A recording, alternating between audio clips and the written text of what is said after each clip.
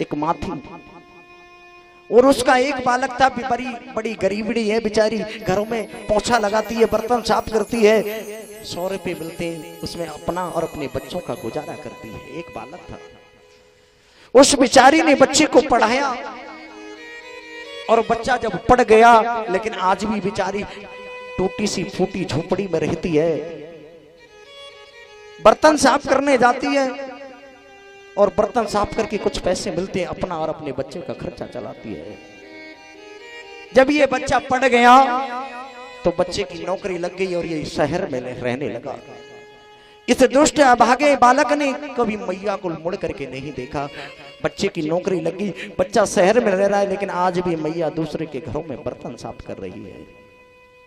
किसी गांव वाले ने आकर के कहा, अरे माँ, अरे बुढ़िया, जिस बच्चे को तूने मेहनत मजदूरी करके पढ़ाया, आज तेरे लाला की नौकरी लग गई, तेरे लाला विदेश में रह रहा है, तेरा लाला शहर में रह रहा है। मैया के मन में भाव आया, आज नहीं तो मेरे लाला कल जरूर आवेगो। मैया भाव सोच रही है, अपने लाला के लिए बुरा नहीं था।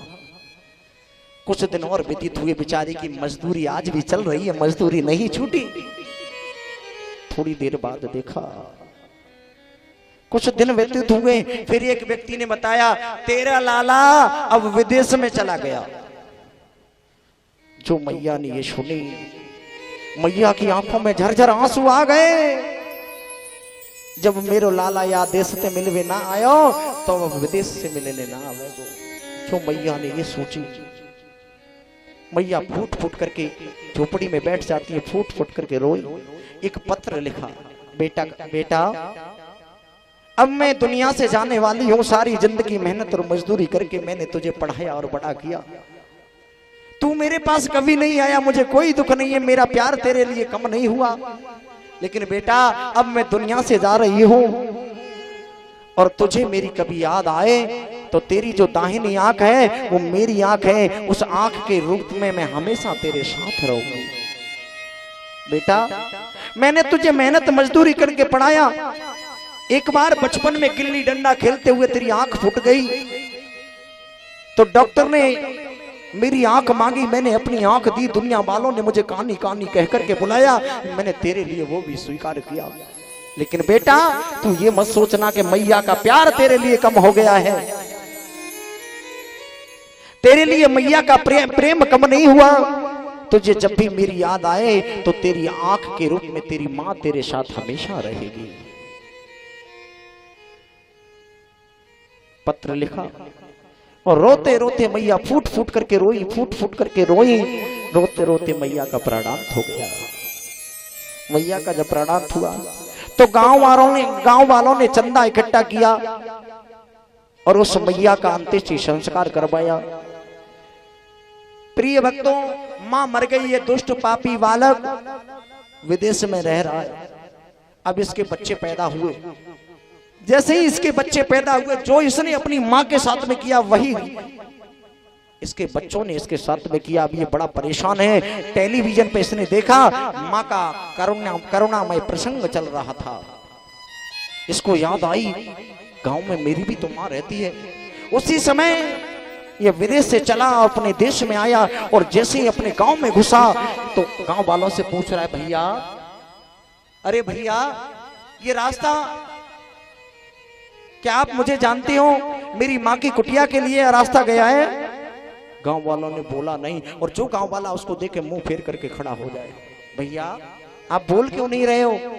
एक गांव वाला बोला, अरे दुष्ट पापी, जिस माँ ने मेहनत और मजदूरी करके तुझे पढ़ाया तो दुष्ट, तेरी माँ मजदूरी करके दुनिया से चली गई, तू लौट करके कभी माँ को देखने नहीं आया, आज तेरी माँ दुनिया में नहीं है। जो ये बात सुनी, भैया मुझे ये तो बता दो मेरी माँ की कुटिया कहाँ है? सीधा कहा, दुष्ट, तेरे जैसे अभागी पापी बेटे का तो हम मुंह भी देखना नहीं चाहते। बता दिया, चला जा सीधे।